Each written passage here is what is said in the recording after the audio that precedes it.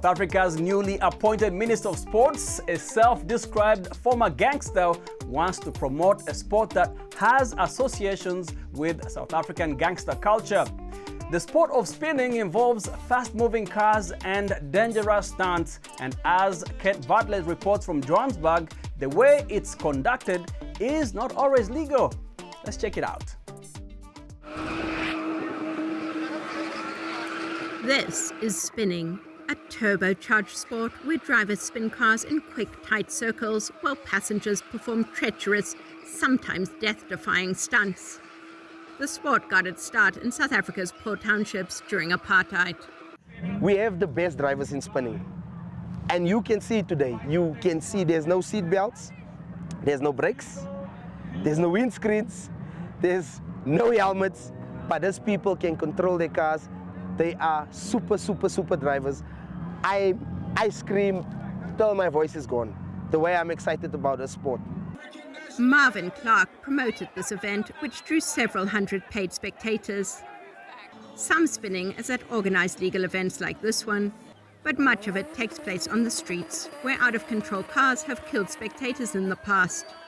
Those events are illegal and associated with gangsters.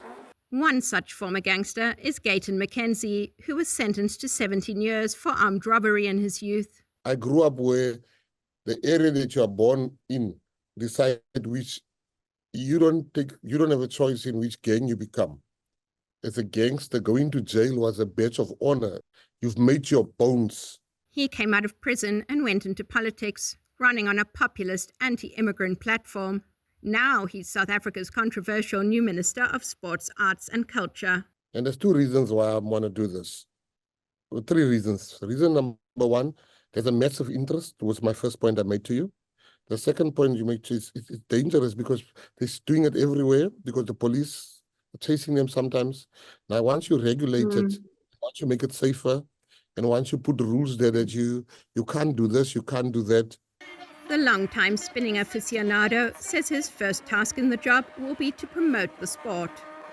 Renowned car spinner Kyla Oliphant says she's hopeful about Mackenzie's tenure as sports minister. He'd like to make spinning big for us, legalize it.